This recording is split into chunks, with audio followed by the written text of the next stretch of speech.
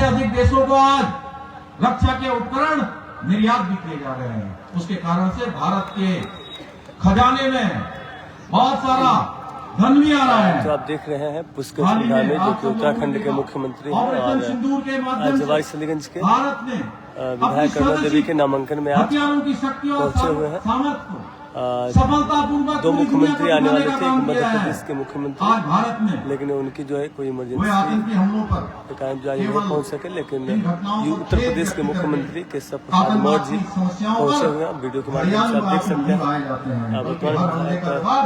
अरुणा देवी के पति अखिलेश सिंह और केशव प्रसाद मौर्य साथ में बैठे हुए हैं और सामने देख सकते हैं विधायक अरुणा देवी है। और पूरी हमले के बाद सर्जिकल स्ट्राइक के माध्यम से मुख्यमंत्री को सुनिए। तबाह किया जाता है।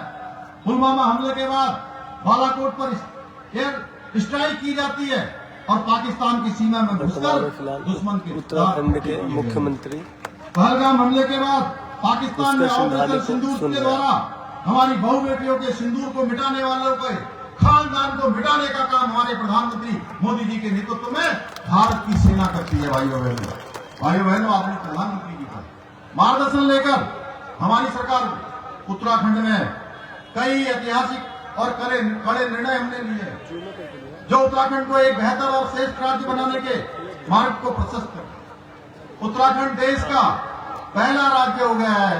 देश का पहला राज्य हो गया है जहां बाबा साहब अम्बेडकर जो संविधान बनाकर गए उस संविधान के अनुच्छेद 44 में देश के अंदर रहने वाले हर एक व्यक्ति के लिए चाहे वो किसी पंथ का हो, किसी धर्म का हो, किसी समुदाय का हो, बाबा साहब और उनके साथ संविधान बनाने वालों ने ये प्रावधान किया था कि सबके लिए एक समान कानून होना चाहिए। भाइयों बहनों, उस संविधान की भावना के अनुच्छेद 44 के अनुरूप देवभूमि उत्तराखंड में सभी के लिए एक समान कानून लागू हो गया है। इसके अतिरिक्त सख्त नकल विरोधी कानून, लव जिहाद, लैंड जिहाद और खून जिहाद के खिलाफ कठोर कार्रवाई, दंगा रोधी कानून बनाया, धर्मांतरण रोधी कानून बनाया और अभी हाल सुन गया एक नया कानून बनाकर मदरसा बोर्ड को भी भंग करने का हमने निर्णय लिया है। भाइयों बहनों, 1 जुलाई 2026 के बाद उत्तराखंड राज्य में अब वही मदरसे चल पाएंगे जो हमारे शिक्षा बोर्ड के द्वारा चयनित सिलेबस को पढ़ाएंगे। इसके साथ ही ऑपरेशन कालनी भी चलाया है और यह ऑपरेशन ऐसा का ऑपरेशन है, कभी हमारे यहाँ कांवड़ यात्रा चलती है, कभी चार धाम यात्रा चलती है।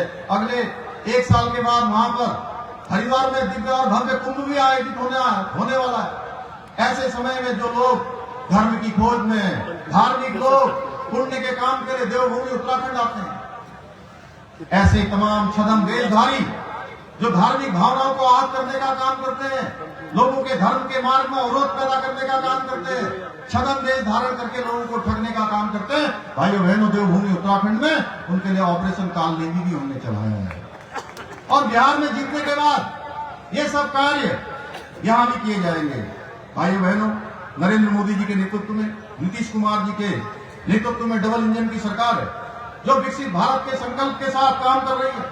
तो दूसरी तरफ राष्ट्रीय जनता दल, कांग्रेस पार्टी जैसी अनेक दलाल पार्टियां जिन्होंने देश के अंदर केवल तुष्टीकरण, बिहार के अंदर भ्रष्टाचार और देश विरोधी एजेंडे पर काम कर रहे हैं। अभी केशव जी और हम आ रहे थे तो हम चर्चा कर रहे थे, यहाँ के जो एक दूसरे साहबजादे हैं उनकी दोस्ती किसके साथ है? उनकी दोस्ती है ममता बनर्जी के साथ, जो वहां तुष्टीकरण की बात करती है, कहती है कि यहाँ अगर देशद्रोहियों पर कार्रवाई की गई तो देश टूट जाएगा। उनकी दोस्ती है स्टालिन के साथ, जो मुख्यमंत्री है तमिलनाडु के, जिनके बेटे कहते हैं कि ये सनातन धर्म ये क्या है, ये HIV है, ये वायरल है, ये मलेरिया है, इस प्रकार की संज्ञा देते हैं। ऐसे लोगों से इनका याराना दोस्ताना है और लालू परिवार, गांधी परिवार भ्रष्टाचार और घोटाले करने में इनके आपस में होड़ मची हुई है। इन लोगों ने सत्ता को सेवा का माध्यम नहीं बल्कि निजी संपत्ति और अपने साधन बढ़ाने का साधन बना लिया है। कांग्रेस ने पिछले 60 सालों तक अपनी तिजोरियां भरने का काम किया है, वहीं लालू परिवार तो घोटालों में कांग्रेस के भी रिकॉर्ड तोड़ रहा है। चारा घोटाला हो, जमीन का घोटाला हो, उसके बदले नौकरी का घोटाला हो, जमीन घोटाला हो, बेनामी संपत्ति का मामला हो, या हाल ही में आया अभी जिसमें न्यायालय ने उनको सजा सुनाई है, IRCTC का मामला हो, इनका पूरा परिवार घोटालों में लिप्त है। बिहार की जनता भली भांति जानती है कि इन लोगों के शासनकाल में घोटालों और कुशासन और लूट की राजनीति में किस प्रकार से बिहार को पीछे धकेलने का काम किया है। भाइयों बहनों, ये वही लोग हैं जिन्होंने बिहार में जंगल राज तब्दील कर दिया था, पूरी तरह से जंगल राज कायम हो गया था। आज मोदी जी के नेतृत्व में, नीतीश कुमार जी के नेतृत्व में यहाँ पर मंगल राज है। सबका मंगल, सबके लिए शांति, सबके लिए सुशासन, सबके लिए विकास की योजनाएं, कोई पीछे नहीं रहेगा। लालू यादव, राबड़ी देवी के शासनकाल में बिहार को विकास के लिए नहीं बल्कि अपराध के लिए, भ्रष्टाचार के लिए और कुशासन के लिए पूरे भारत में जाना जाता था। हर दूसरे शहर और गांव में दिन दहाड़े अपहरण हुआ करते थे, कोई बहू बेटी सुरक्षित नहीं थी, हर शहर में गुंडों और रंगदारों का राज हुआ करता था। क्या आप ऐसे गठबंधन को अपना मत देकर क्या उसी जंगल राज को फिर से वापस लाना चाहते? बोलिए भैया जोर से, क्या वैसा ही जंगल राज लाना चाहते हो क्या? तो जोर से बोलिए, ये आवाज जानी चाहिए वहां पटना तक और पटना से दिल्ली तक। राहुल गांधी की कांग्रेस, लालू प्रसाद और तेजस्वी की राष्ट्रीय जनता दल, मुकेश साहनी की वीआईपी, उनके साथ वामपंथी दलों का गठबंधन, इन सबका एक ही नारा है, किसी तरह से प्रधानमंत्री मोदी जी का और विकास का विरोध करना है। लेकिन इसमें से किसी के पास भी बिहार के विकास का कोई विजन नहीं है, कोई रोड मैप नहीं है।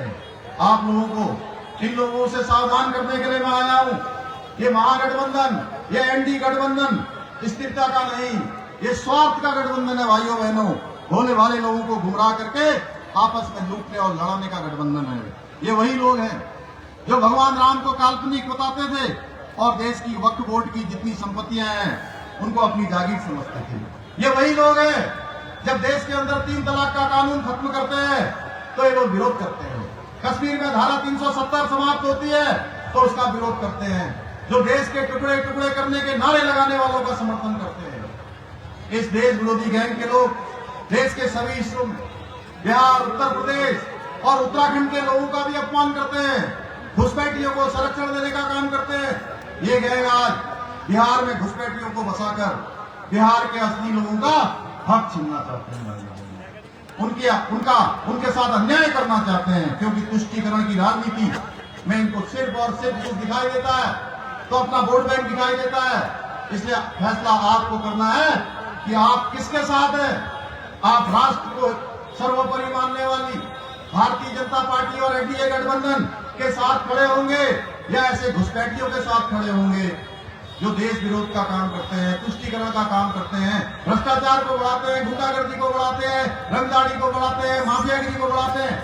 आप समान नागरिक संहिता जो देवभूमि उत्तराखंड में हमारे प्रधानमंत्री मोदी जी के नेतृत्व में लागू हो गई है, ऐसे कानून बनाने वालों के साथ खड़े होंगे या शरीयत के नाम पर महिलाओं का शोषण करने वालों को खुली छूट देने वालों के साथ खड़े होंगे। भाइयों बहनों, हमें भ्रष्टाचार और तुष्टीकरण वाले मिशन को रोकना होगा। आदरणीय मोदी जी और नीतीश जी के नेतृत्व वाली डबल इंजन की सरकार को फिर से बिहार में मौका देकर विकसित भारत और आत्मनिर्भर भारत के बनाने में अपना योगदान देना होगा। मैं आप सभी से अपील करता हूं कि 11 नवंबर को भाजपा प्रत्याशी श्रीमती अरुणा देवी के पक्ष में मतदान करके उन्हें भारी मतों से विजय बनाए, सशक्त, समृद्ध और विकसित बिहार के निर्माण में अपना योगदान सुनिश्चित करें। वैसे मैं आप सब लोगों को देखकर एक बात मैं कह सकता हूं कि जितनी बड़ी संख्या है, जितना बड़ा लोगों में यहाँ उत्साह है, मेरे मन में और केशव जी के मन में अब 1% का भी कोई संशय नहीं है। अभी अखिलेश जी कह रहे थे कि पिछली बार 45,000 वोटों से जीते थे। सबसे बड़ी जीत आपकी, सबसे बड़ी 45,000 वोटों की जीत थी ना, सबसे बड़ी 45,000 वोटों की जीत थी। उस जीत का रिकॉर्ड भी आप सब लोगों ने तोड़ना है, क्योंकि ये रिकॉर्ड भी आप ही लोगों ने बनाया है। बनाएंगे ना इससे बड़ा रिकॉर्ड? बनाएंगे। मैं देवभूमि उत्तराखंड का मुख्य सेवक, जहाँ से गंगा निकलती है, यमुना जी निकलती है, चारों धाम जहाँ है, जहाँ हर एक स्थान देवों से आच्छादित है, पर्वतों से आच्छादित है, हिमों से आच्छादित है, हिम ग्लेशियरों से आच्छादित है, वनों से आच्छादित है, वहाँ के मुख्य सेवक के रूप में मैं आया हूँ। वहाँ के सभी देवी देवताओं का आशीर्वाद हमारी प्रत्याशी अरुणा देवी जी को मिले। मैं जीत की इनको बधाई दे दूं, यहाँ से दे दूं। इन्हीं शब्दों के साथ आप सभी को दीपावली की भी बहुत बधाई देता हूँ, छठ की भी बहुत बधाई देता हूँ, अग्रिम शुभकामनाएं देते हुए एक दीपावली तो हमारी अभी 2 दिनों बाद होने वाली है और दूसरी दीपावली 14 नवंबर को बिहार का चुनाव का परिणाम आएगा, उस दिन दीपावली होगी।